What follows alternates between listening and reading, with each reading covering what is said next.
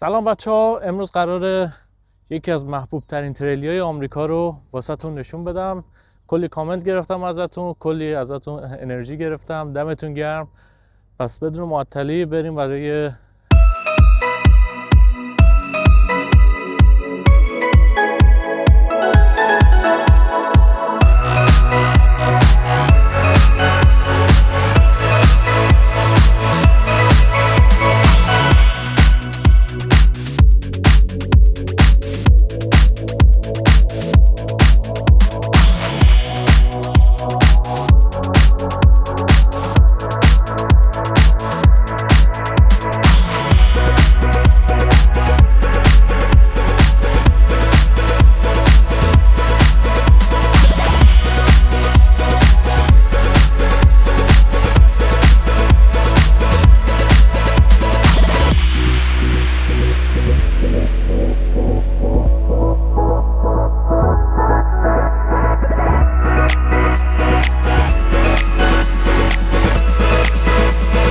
یک و 80. این از من هم هنوز بلندتره.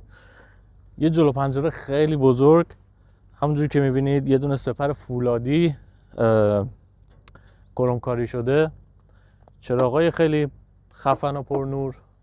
در اینجا هم که میبینید لاستیک خیلی بزرگ، سایز 295 75 22 نیم سایز رینگشه.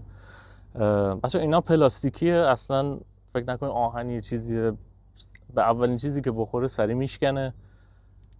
فقط از این ور تیزه دیگه، از این ور بهتون بخوره خیلی تیزه. یعنی بار به پام خورد خیلی بد درد گرفت، ولی از بغل اگه بخوره سری میشکنه. همونجور که میبینید دو تا فیلتر هوا، یه دونه در سمت راننده، یه دونه هم از عین همین سمت شاگرد داریم. این چراغایی که میبینید همشون فابریک کارخونه است. حتی اینجا هم هست، البته الان روز چراغ خوب دیده نمیشه. اینا تماما فابریک کارخونه است. شیشه‌شو میبینید که شیشه دو تیکه است. یه دونه ابرویی خیلی خوشگل داره. اگزوزا دو تا اگزوز عمودی روی ماشین داره. بعد حالا بریم زیر کاپوتش ببینیم زیر کاپوتش چیه.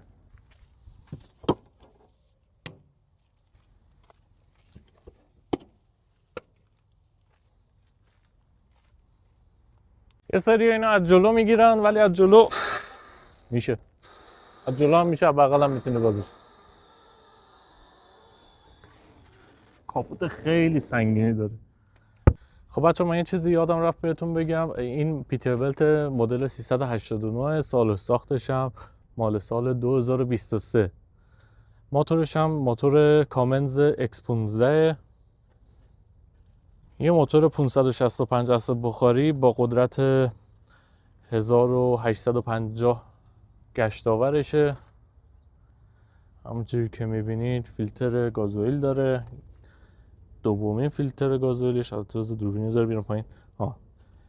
فیلتر گازوئیل اولیشه، یه دونم فیلتر گازوئیل واسه دومیشه. فرمون هیدرولیکش هم فیلتر داره. بعد ازم به حضور شما که جب فرمونش، فقط عظمت موتور رو ببینید، خدا وکیلی.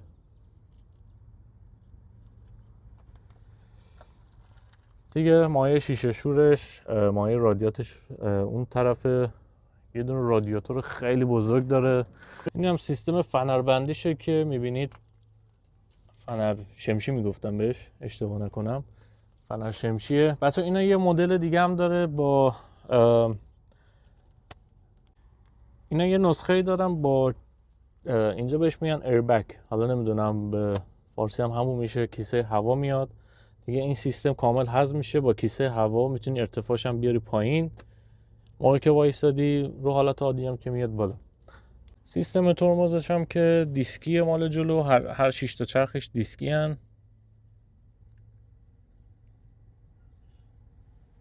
اینجا هم که بوق بادیشو داریم که 3 تا بوق شیپوری داره.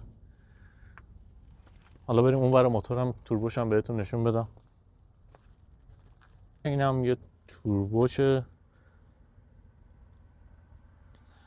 بچه این به سیستم چی میگفتم بهش تو ایران، سیستم اگزوز این کاتالیزور داره، یه دونه کاتالیزور خیلی بزرگ داره این پشت. البته بذار ذره دوربین رو ببرم این پشت این دیده باشی. یه دونه کاتالیزور خیلی بزرگ داره برای اینکه ماشین اصلا به هیچ عنوان دود نده، آلایندگیاشو بگیره. اگه میخوای بدونی پهنای کاتالیزور چقدره، اندازه همین پله اینجاست، دقیقا پشت همینه. این ورش رو توضیح بدم بعد بریم داخلش.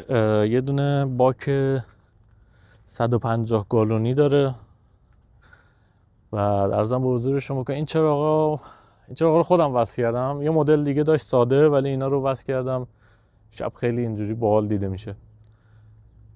اینم که شلنگا وارد تریلرشه. اینم کت واک بهش میگن. و یه دونه نکته جالب راجع به لیشش بهتون بگم. این لیشش عقب جلو میشه، ببینید دندونه داره، میتونید هر چقدر دلتون میخواد عقب ببرید جلو ببرید دیگه. هر چقدر عقب‌تر ببرید فشار میاد، باری که میزنید فشارش میاد رو لاستیک‌های عقب. هر چقدر ببرید جلوتر فشار رو چرخ‌های جلو هم میافته، یعنی میتونید تنظیمش کنید. من اصولا وسط نگرش میدارم که زیاد رو چرخ‌های جلو سنگینی نکنه. خب اینا هم که دیگه میدونید دیگه، کیسه باد داره، 4 تا واسه چرخ‌های عقب داره. ترمز عقبش هم که گفتم دیسکیه. دوربینه امروز چرا با ما همکاری نمیکنه نمیدونم. و برای آزاد کردن لیش یه دونه دکمه داخل داره، اونو الان داخل رفتم بهتون نشون میدم که با کدوم دکمه میتونی اینو آزاد کنی و بتونی عقب جلوش کنی. موقعی که میخوای عقب جلوش کنی تریلر رو بهش وصل میکنی، ولی این جکای تریلر رو بالا نمیبری، همونجا که یه ذره آزاد باشه بتونی راحت عقب جلوش کنی. خب اینجا هم یه دونه باکس داریم که متاسفانه با کش بستمش، این قفلش خراب شده. باک اینوری از اونوری کوچیک‌تره واسه اینکه این مخزن دف داره برای تمیز کردن کاتالیزورشه و جلوی گرفتن آلایندگی رو میگیره. اگه توجه کنید من تراکو نشستم تا حالا، ولی اگزوزش ببینید تمیزه، یعنی دستتم بکنید توش اصلا هیچ دستت سیاه نمیشه. این هم از این ورش. زیر این پله هم 4 تا باتری داره. اینم که تو شورت ویدیو گفتم، اینو من نزدم. یه دونه راننده دیگه داشتیم، من مسافرت ایران بودم، یه راننده دیگه داشت این رو میرون و تقصیر اونم نبود، پارک کرده بود روی در که بارو خالی کنن. یه دونه راننده دیگه می‌خواسته بذاره بغلش، با تریلر زده به اتاق خواب این و قراره مثلا اینکه به زودی قرار درستش کنه. الان فعلا یه 4 ماهی هست اینجوریه، هنوز درستش نکرده. باک اینوری هم 100 گالونیه، باک اونوری 150 گالونیه. خب بریم برای هیجان انگیزترینش. خب در رو که وا می‌کنی اولین چیزی که به چشم می‌خوره یه دونه کپسول آتش نشانیه. این باید همیشه فول چارج باشه، همیشه هم باید جلو در دسترس باشه یعنی. بعد حالت صندلی می‌بینید که صندلی گرم کن داره. بچه‌ها اینجوری گفتم این مدل 2023.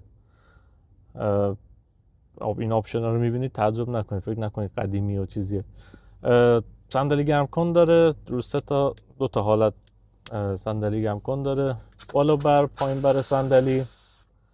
بعد ازم به حضور شما که صندلیاش 1 2 3 4 5 تا حالت داره. حالا این حالت مال چیه؟ خب اولین حالتش مال این بغلاست، اینجا و اینجا، موقعی که میزنی این باد میکنه. دومین مال این پهلوهاشه، پهلوهاش چیز میشه، باد میشه، واسه یه حالت مثلا بغلت میکنه نمیذاره زیاد چیز بشی. اینم مال 3 تا حالت مال گودیر کمره، پایین، وسط و بالا. حالا بریم داخلش. خب اینجا هم مال دیاگشه. بعد 3 تا پدال داره که گفتم ماشین دنده دستیه. کلیدش اینجا قرار داره. این دکمه یه بیام جلو. دکمه چراغ کوچیکاست، چراغ کم کردن یا زیاد کردن پشت کیلومتر، چراغ خطر. این چراغ هم مال چراغ چکه. موقعی که میزنی کل چراغای ماشین روشن و خاموش میشن که تو بتونی چک کنی. فلاشر میزنه، نمیدونم نور بالا میزنه، همه چراغا رو خاموش روشن میکنه تو که اگه کسی همراهت نیست بتونه خودت به تنهایی انجام بدی. این چراغ هم فکر کنم مال مهشکنه که البته مهشکن نداره این ماشین. بعد میریم رو حالت دسته راهنما. دسته راهنما هم اینجا هست. این دکمه بچه، این دکمه زومش درست بشه. این دکمه رو موقعی که میزنی مثلا از یه دونه تریلی سبقت گرفتی، اون تریلیه که مثلا ردش کردی به چراغ میزنه که رد کردی بیا داخل، یعنی برو میتونی بیای سمت راست. حالا میخوای ازش تشکر کنی، چجوری تشکر میکنی؟ با این دکمه. این دکمه رو که میزنی چراغای تریلر خاموش روشن میشن، یعنی به معنای اینکه دست در نکنه و دمت گرم و اینا.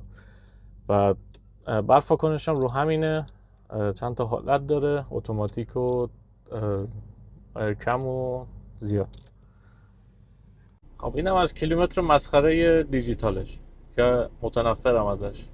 تو نسخه‌های کلاسیک من خیلی دوست دارم این آنالوگ باشه، دوست ندارم مثلا دیجیتال باشه. تو 2023 اینو برداشتن دیجیتالش کردن. حالا یه دونه 2022 داریم یه مدل از این پایین‌تر، حالا اینم بهتون نشون میدم بعدا. بچه این دکمه چکو که گفتم میزنی، این دکمه اینو که میزنی یه سری اطلاعات رو داشبورد بهت میگه. مثلا ببین باتری رو چک میکنه، موتور رو چک میکنه. بذار بیام جلوتر یه ذره. اینا سیستم دفش رو چک میکنه، سیستم سوخت‌رسانی، روغن موتور، کولن. اگه میبینید داره چراغا رو میبینید الان نور بالا زد، داره فلاشر میزنه. الان سمت چپ و بالا رو نگاه کنید. کل سیستم ماشین رو چک میکنه، هیچ موردی نداشته باشه اینجا میزنه 0 و نوشته سیستم اوکی.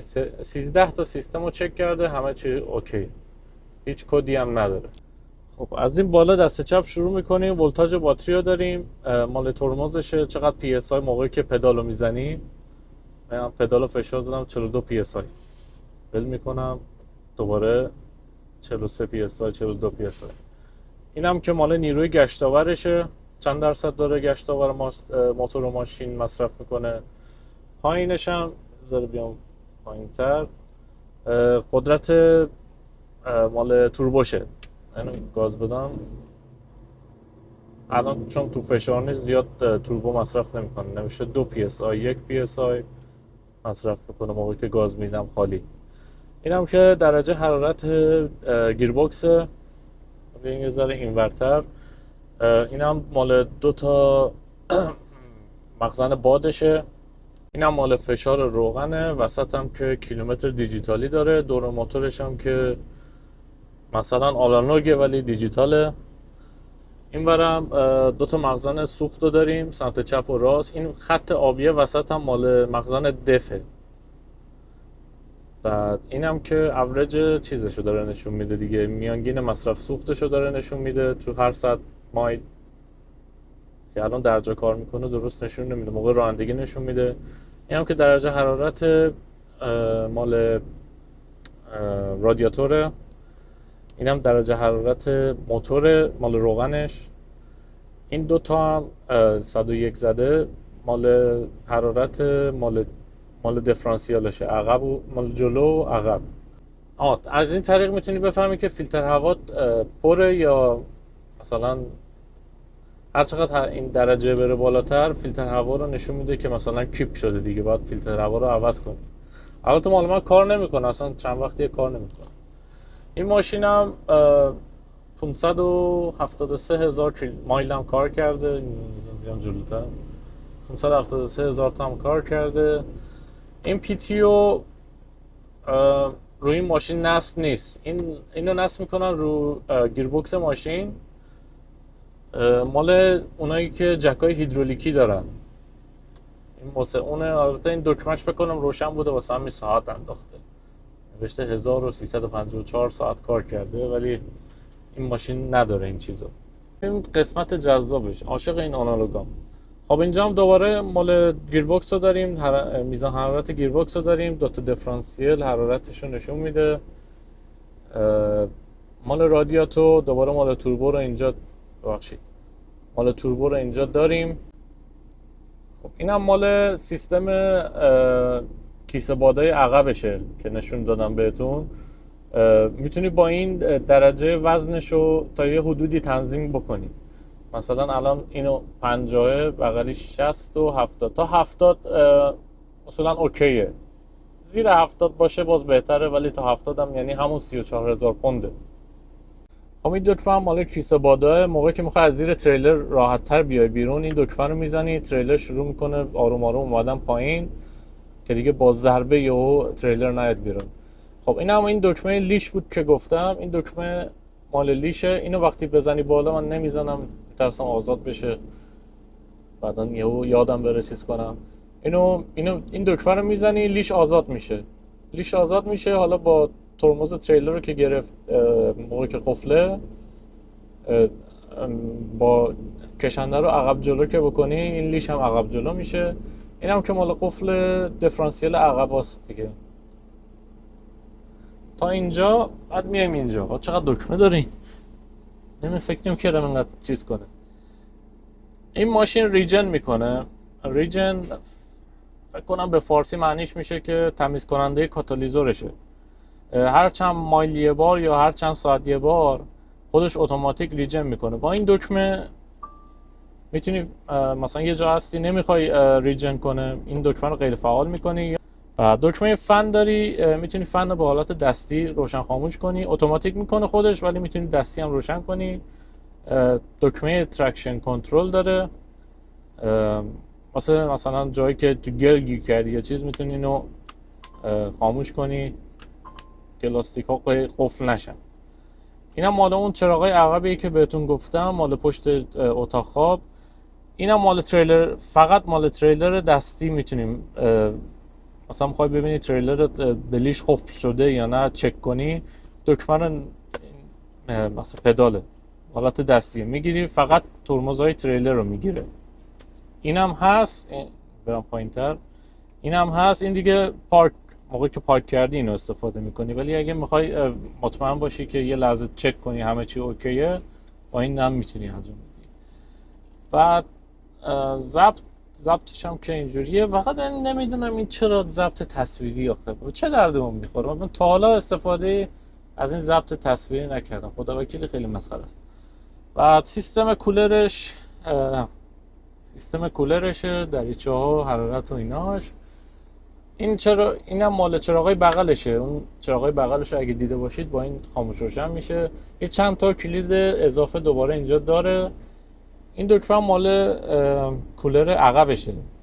اینو بزنی کولر عقبش هم فعال میشه. البته الان روشن کردم انقدر گرمه کولر روشنه، بازم دارم عرق میکنم. اینم مال چراغ اتاق خوابو میتونی از اینجا روشن خاموش کنی، دسترسی داشته باشی.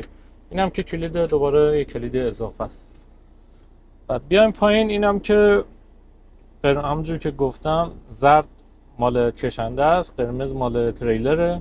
یه ذره مدلاشون فرق میکنه که اگه تو تاریکی نتونستی ببینی، با لمس کردنشون بتونی بفهمی که کدوم مال کدومه. این 4 زلیه، این 6 زلیه. 2 تا جای فندکی داره، جا سیگاری داره، یه دونه فقط جا لیوانی داره. این یکی از بدیهای این ماشین، یه دونه فقط جا لیوانی داره. اونم که اون پنجره، اینم که این پنجره بغلشه که اگه نقطه کور دیگه کمتر داشته باشی. یه دونه داشبورد کوچیک اینجا داره، بازش کنم.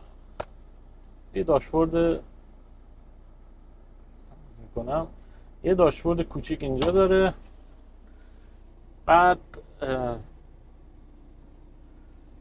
یه دونه رادیو اینجا داره. بچه این صلیبرم نمیدونم بدونید یا نه، ما از مسیحیای ایران هستیم. اینم یادم رفته و بگم، صلیبو دیدم یهو یادم افتاد، گفتم ما هم از مسیحیای ایران هستیم. دو تا آفتابگیر سمت چپ و راست، دو تا باکس هم اینجا داره، بعد یه دونه استوریج هم اونجا داره. این هم چراغ سقفیاشه. دو تا باند اینجا داره، دو تا باند هم پشت صندلی داره که اونایی که پشت صندلی مال کارایی ساب بوفر رو داره. بعد این هم هدسته که مال تلفن حرف زدن همه.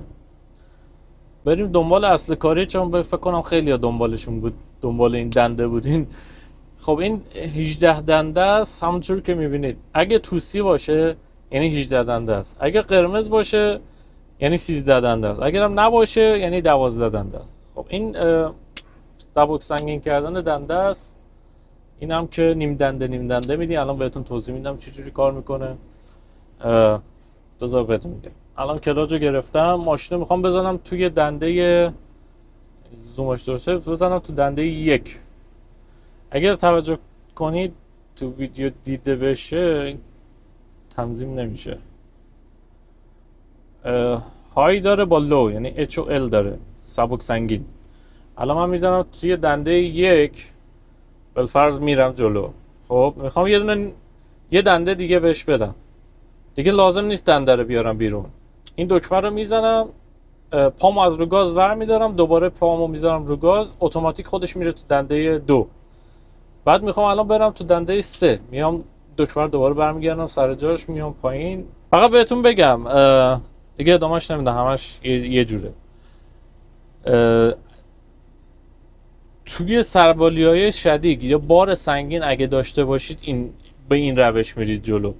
اگه نیازی نباشه من اینجوری میرونم. ببین الان از اول شروع میکنم، میرم دنده 1، بعد میرم دنده 2، بعد میرم دنده 3، بعد میرم دنده 4. دنده ها رو رد میکنم یه جورایی. وقتی که شروع کردم اینو دکمه رو زدن، یعنی میره تو دنده های بعدی، دوباره برگشتم سر جای از اول، شروع میکنم این دنده های نیم دنده، حالا یه سری ها میگن دنده بهش میگن، حالا هر کسی یه جوری میگه. اینجوری استفاده میکنم تا برسم به دنده 18. بعد حالا یه سری ها میان یه جور دیگه استفاده میکنن این نیم دنده رو. وقتی میزنن تو دنده و اینجوری دنده 1 میدن، میخوان نیم دنده رو استفاده کنن، یه ذره دنده رو میکشن بیرون، دوباره از اول میدن تو. این کارم میشه کرد، اون کارم میشه کرد، هیچ فرقی نمیکنه. این صندلی شاگردم مثل همین صندلی راننده همه امکاناتشو داره. صندلی گرم کنم داره، تمام آپشنایی که روی این صندلی راننده هم هست اون برام داره. حالا بریم برای اتاق خواب. خب من اتاق خوابو مجبورم با گوشیم بگیرم چون این دوربینه واید نمیگیره. بعد اینجا هم یه ذره کوچیکه، مجبورم با گوشیم بگیرم. اگه کیفیتش تغییر کرد ببخشید. خب اولین چیزی که مورد توجه این قسمته. وقتی از قسمت راننده میای تو قسمت اتاق خواب، یه فضای کوچیکی اینجا داری. فضای کوچیکی اینجا، این سطلش کنم، یه فضای کوچیکی داری. اینجا سمت چپ یه کمد اینجا داریم، فضای خالی اینجا هست. اینجا هم که یه دونه ماکروفر بخوای غذای گرم کنی، ایرفرایر هم هست، جفتش هست. تو این قسمت یه دونه آینه داریم، دو تا چراغ دستی که بخوای روشن کنی. این سمت هم که یخچال رو داریم، فریزر هم هستش، یخچال و فریزر. این بالا هم قسمت فریزرشه. اینجا هم که دوباره یه دونه کمد خالی داریم. یکی بدیهای این ماشین اینه که میز نداره. این ماشین ببینید این تریلیا اصولا مدل‌های دیگه‌اش میز داره، این میز نداره. من یه دونه میز دستی آوردم گذاشتم اینجا. اونم که بطری آب و یه سری وسایل، شامپو و اینا که وقتی میرم بیرون حموم. اتاق خواب یعنی تخت خواب. دو تا تخت خواب داریم اینجا. یه دونه این طبقه مال راننده است، اینم یه دونه اتاق خواب بالاست. حالا این اتاق خواب تخت خواب، ببخشید تخت خواب با خسته شدم نه حرف زدم. این تخت خواب طبقه دوم یا طبقه بالاییش به این صورت باز میشه. این دکمه رو میچرخونی، دو تا پین داره، از سمت چپ و راست باز میشه. این تخت خواب هنوز استفاده نکردم، هنوز مشماش رو. اینم تاشوه. یه سری قفسه این بالا داره، میتونی وسایلاتو بذاری. دوباره یه باند اینجا داره، یه باندم اونور داره. یه دونه ساب بوفر هم تو قسمت صندوق عقب اگه اشتباه نکنم بهش بگن، زیر تخت بهتون نشون میدم. چراغ یه چراغ اینور داره، یه دونه چراغ مطالعه هم اینجا داره. دستم بهش برسه اینجوری روشن میشه. دو تا پنجره سمت چپ و راست داره. بعد دوباره یه تیکه فضا اینجا داره که میخوای وسایلاتو بذاری. حالا بریم زیر تختم بهتون نشون بدم. به این صورت بطری گیر کرد اینجا. به این صورت تخت بلند میشه و شما دوباره یه فضای دیگه اینجا داری. حالا من دوباره یه ارفرایی دارم، یه دونه قوری برقی، کتری برقی دارم. من قبلا اینجا یه دونه سیستم صوتی داشتم، یه دونه ساب بوفر بود قشنگ این اندازه اینجا بود. یه روز، حالا این داستانش طولانیه ولی از هم دزدیدنش، با کل وسایلامو از تو ماشین دزدیدن. اگه فکر می‌کنم آمریکا دزد نداره، چرا داره. یه سری وسایلام اینجا هست. ساب بوفر اینجاست، فابریک ها، ساب بوفر فابریک خود ماشین اینجاست. یه دونه فضای انبارتور یا صندوقش هم اینجاست. این هم سیستم کولرشه، سیستم کولر و بخاریشه، ولی به این فقط اگه ماشین روشن باشه کار میکنه. اینم اگه چراغ قوه‌ش هم کار نمیکنه. این نوری اگه اینجا بندازم، اینم فقط بخاری درجه داره، کولر درجه نداره، فقط بخاری درجه داره. این کولر هم فقط با موتور اگه روشن باشه میتونی ازش استفاده کنی. خب اینجا هم یه سری دکمه و اینا داری. دریچه کولر مال عقب رو داری. بازم میگم وقتی ماشین روشنه فقط این کولر کار میکنه. این مال بخاری درجه، اینم مال اینورتره. اینو چسب زدم که شبا نورش اذیت میکنه، البته خاموشش میکنم ولی بازم بعضی وقتا مجبورم پنکه یا چیزی بعد تو برقه اینو میپوشونم که اذیت نکنه. دو تا جای فندکی داره، یه دونه ساعت دیجیتال هم اینجا داره. اینم نمیدونم گفتم یا نه، بخاری درجه و جاسیگاری و سیستم تنظیم هوا و اینم دکمه‌ای که مال چراغ سقفیه، پایین خاموش روشن میکنی. دو تا چراغ هم کوچیک، حالا چراغ مطالعه یا هر چی شما بهش میگید، دو تا هم اینجا واسش هست. شیشش هم کشوییه، دستی باز میشه. اگه نمیخوای ماشین روشن بذاری هوا خوب باشه میتونی پنجره رو باز کنی، هر دو طرف باز میشه. اینم نما از اتاق خلبان. اصلا فقط یاد کاپوت توجه کنی چقدر بلنده.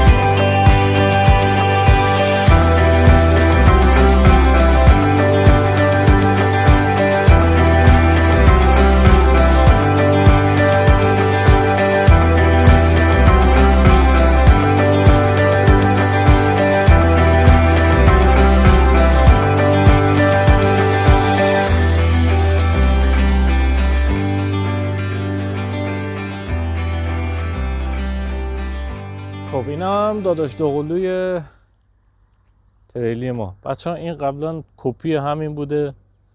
این نزدیک 33,000 دلار خرجش کردن که اسپورت شده. حالا بیا فرقاشون رو با هم نگاه کنیم. چراغاش عوض شده، سپرش ضخیم‌تر و متفاوت‌تره. ببینید این سپرش اینجوریه، بیایم اینور. این سپر فابریکه، اونی که مال دست منه سپرش فابریکه. این هم دوباره از همین چیزا انداخته قالپاقا، ولی اینا هم پلاستیکیه، اینا هم میشکنه اگه ضربه شدید بهش بخوره. بعد یه سری چراغا رو عوض کرده. این گلگیرش هم عوض کرده. حالا منو اگه ببینید ارتفاعش هم خیلی بالاست. من یه ذره پرسجو کردم که چرا این ارتفاعش انقدر بالاه. گفتن که این مثال میگم متوجه شید، مدل آفرودیشه. مثلا جای معدن و اینا کار میکنن، ارتفاعش نسبت به اون مدل‌های دیگه‌اش بالاتره. حالا بریم سر این. خب فیلتر هواش عوض شده. اون ابرویی بالاش دوربین نمیاد اگه بیاد، ابرویاش عوض شده. حتی برفاکناش هم ببینید رنگ خود ماشین کرده. فیلتر هوا رو رنگ خود ماشین کرده. این پله رو کلا عوض کرده. یه دونه استیل خیلی باحال گذاشته. البته کثیفه، خوب دیده نمیشه ولی خیلی خفنه. بعد گلگیرش هم گفتم. این چراغای اینجاشو حذف کرده. اینجا چراغ داره مال من، ببینید اونا این حذف کرده چراغا رو. این چراغا رو عوض کرده. اینجا یه دونه چراغ هم دوربینه همراهی نمیکنه، ولی یه دونه یه چراغ هم اینجا گذاشته. بعد این یه تیکرم نمیدونم چرا این بسته اینجا رو، دلیلشو نمیدونم چرا بسته، چون نقطه کوره دیگه، اینجا نقطه کور حساب میشه، نمیدونم چرا بسته. حالا اینا رو استیل کرده. این دستگیره استیل، این استیل اگزوزاشو عوض کرده. من یه چیزی متوجه شدم بچه، اگزوزاش فیکه، وصل نیست به جایی، الکیه. مال اونورم اگه دیده بشه فقط یه دونه سوراخه. دلیلشو نمیدونم چرا اینجوری کردن، نمیدونم حالا گرونتر میشده یا نمیشده، نمیدونم دلیلش. یه دونه گل پخش کنم اینجا گذاشته، خیلی باحاله. و برم عقب‌تر این نمای اگزوز بهتون بدم. حالا بذار از اگزوز اینو نشونتون بدم. اگزوز مال من وصله، ببین به دو طرف وصله. این اگزوزش رفته عقب. خب این هم اگزوزاشو کلا عوض کرده. ببین این کله اگزوزاش خمه، این صافه. این چراغای روی سقفش هم عوض کرده. حالا آفتابگیر میگم به این چی میگم. یه دونه اینجا گذاشته. اینم برداشته، حتی اینم برداشته استیل کرده. در باکش هم حتی استیل کرده. ببین چقدر آدم حساسیه. اینا رو برداشته استیل کرده. اینجا رو کتواکش هم کلا بسته. و این لولای چیزش کجاست؟ لولای مال تریلرش کجاست؟ احتمالاً اونور یه جا باید باشه. خب این زیرم که ببینید چراغ وصل کرده. این ورم همینطور. چه بخش با این دوربینه فعلا بلد نیستم کار کنم، میذاره زوایاش دستم نمیاد. این من یادم شاسی، این شاسیشه دیگه، این شاسیشه. این قبلا هم همین رنگ بوده. حتی این سر پیچا هم داشت در میومد، بزنم سر جاش. اینا رو هم برداشته کرومکاری کرده. چقدر آخه حساسیت. گلگیر گذاشته و گلگیر عقبش نمیدونم که این همین یه دونم باید عقب داشته باشه که نیست فعلا. منم واسه چی در آورد، لاستیک عوض کرده، مجبور شده در بیاره. ولی من فکر کنم تو زمستون اینا رو باید در بیاره، چون چجوری میخواد زنجیر چرخ ببنده اگه بخواد. عقبش هم حتی فرق میکنه. چراغای سه‌بعدی انداخته، ببینین چه خوشگله. چراغای سه‌بعدی انداخته. حالا فرقش با مال من اصلا این آوردم این دیگه هیچ شد بغلش. حالا مال من رو نگاه کنید، خیلی ساده و اصلا فابریک و دست نخورده، یه دونه کتواک خیلی مسخره، ولی مال اینو نگاه، یه کتواک خیلی خفن داره، تا عقبم اومده. و عرضم به حضور شما که پنجره گذاشته واسه عقبش. اینم لیششه که بهتون گفتم مال اینم، مال همشون عقب جلو میشن. یه دو پنجره گذاشته واسه عقبش. از این چراغا که من دارم هم گذاشته قرمزه. بچه این چراغا رو من روشن کردم الان، حتی ماشین رو خاموش کردم، خاموش شد. اینا هم قرمز میشه هم سبز، رنگ خود ماشین میشد. خیلی باحال بود، دو رنگی بوده. بعد عرضم به حضور شما که اینهاش، این لولا رو در آورده. این مال برق تریلرشه، اینم حتی مال ترمزاشه دیگه، مال بادیشه. این داستان اصلیش داخلشه. حالا داخل رو ببینید چیکار کرده. بعد این تسمه‌های مال چیزم عوض کرده، مال باکو عوض کرده. اینم مال من کرومه، اینم برداشته سبز کرده. ولی خلاصه خیلی با سلیقه جمعش کرده، خدا وکیلی. بچه این ابرویی بالا هستش، از این پهن‌تر هم دیدم میندازن، یعنی دیگه اصلا هیچی نمیبینی. یه چند روزی این اینجا خوابیده، کلی خاک روش نشسته. دلیلش نمیدونم، راننده مریض بوده چی بوده نیومده. 10 روزی هست اینجاست. حالا بریم داخلش رو بهتون نشون. داخلش که اصلا توی دنیای دیگه است. بریم داخلش رو ببینیم. اوف، صندلی‌ها رو هم عوض کرده. بچه این قبلا دست من بوده، این مال خود صاحب اینجا بود، قبلا دست من بود. بعد که من دوباره بازم من هر سال میام ایران، رفته بودم ایران برگشتم، یه راننده جدید استخدام کرد. گویا این راننده هم خودش هم از این نوع تریلی داشته، مثلا همین دیگه همه سوراخ سنبار رو بلد بود دیگه. ببین حتی دراش هم نگین کاری کرده، عوض کرده درو، حتی پارچه خود پیتربلته، چراغای خفن و این حتی اینم عوض کرده، مال در قفل کنم عوض کرده. وای حاجی، داشبورد رو نگاه، داشبوردم رنگ سبز کرده. دنده رو نگاه چقدر بلنده، 2 متر فقط دنده است. پدالا هم رنگ سبز کرده، کفشو عوض کرده. این نمیدونم مال چیه گذاشته اینجا، شیره مال نمیدونم مال چیه، احتمالا مال چیز دیگه، مال ترمز تریلره. حالا در آورده حتما دستی چیز میکنه دیگه. بعد کفشو عوض کرده، این دستار هم حتی سبز کرده، صندلیه رو عوض کرده، از فرمون هم عوض کرده، رنگ سبز، اسکلت روش داره. اینو عوض کرده، کروم کرده. بچه اینو میگفتم من این مدلشو دوست دارم، همش آنالوگه، کاملا آنالوگی. بذار برم داخل. اصلا آدم گیج میشه انقدر عقربه داره این دکمه و عقربه. من این دست من بود خودم اصلا به زور یاد گرفتم بودم این دکمه مال چیه. الان خودم کلا یادم رفته چی به چیه. ولی این من یادم این ضبط داشت، این مال من اون ضبط تصویریه بود، اینم اون چیزا رو داشت، ضبط رو داشت، کلی چیز میذاره. اینا نمیدونم مال چی، جی پی اس فکر کنم. بعد از این چراغای چقدر این چراغا دوست دارم. اینا گذاشته، چجوری روشن میشه؟ ببینم یه دکمه داشت اینجا میذاد روشن میشه. الان دکمه رو فکر کنم این یکیه. نگاه کن، اینو میزنه سبز میشه و خاموش، قرمز و سبز. پشما چه چیز خفنیه. اینا نه دعای هندی مندی نمیشه، نمیدونم چیه. اینم واسه فکر کنم سقف و نگاه. واه، آینه است. واو، خیلی خفنش کرده. توجه نکرده اینا رو مال ترمز کشنده و تریلر رو این قنبلکی ها گذاشته. دنده رو عوض کرده.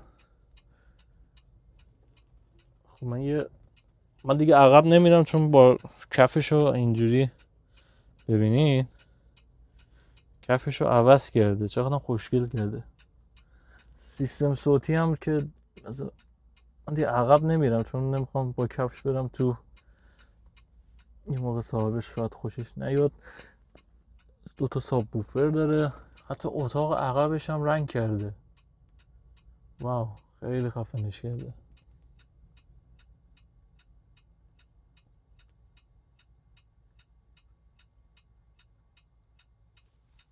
خانه رو خوب کنم.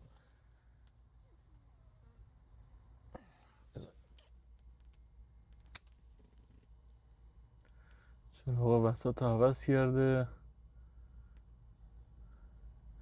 این 2 تا تخت خواب داشت، یه دونه تخت خوابشو برداشته. میگم دقیقا این عین مال من بود، توش کفش موکت بود، این کفشو برداشته از این. حالا تخت است چیه این گذاشته، خیلی باحال شده. ولی بگذاریم، خوش به حال صاحبش. یه دونه تبلت هم اینجا داره، این مال چیه؟ از این دوربینو بچرخونم. یه تبلت اینجا داره، یه تبلت هم این بالا داره، نمیدونم از چی. یه دونه اونجا داره، اونم نمیدونم مال چیه. خلاصه خیلی خفنه، خواستم بهتون نشون بدم. بچه این دکمه نمیدونم مال چیه ولی یادم رفته مال چیه. خب بچه ها خیلی ممنون که تا اینجا همراه من بودید. امیدوارم تونسته باشم چیزی که خواسته بودید و از منو ارائه بدم. ببخشید اگه کمکاری کردم، میگم هنوز زیاد وارد نیستم تو فیلم برداری اینا، ولی 2 تا نسخه تریلی رو بهتون نشون دادم. جفتشون کلاسیکم، جفتشون مدل 389 هن. بعد عرضم به حضور شما که این 2023، این 2022. مدلاشون هم فرقاشون رو بهتون نشون دادم. این مدل معمولیش، این مدل اسپورت و حالا تیونینگ شدهش. دمتون گرم که تا اینجا همراه بودید. تا ویدیوی بعدی خداحافظ. بچه راستی جواب سوالاتون هم تو ویدیوهای بعدی هم میدم، عجله اصلا نکنید، وقت زیاده. حتما جوابتون رو تو ویدیوهای بعدی میدم. دمتون گرم، خداحافظ.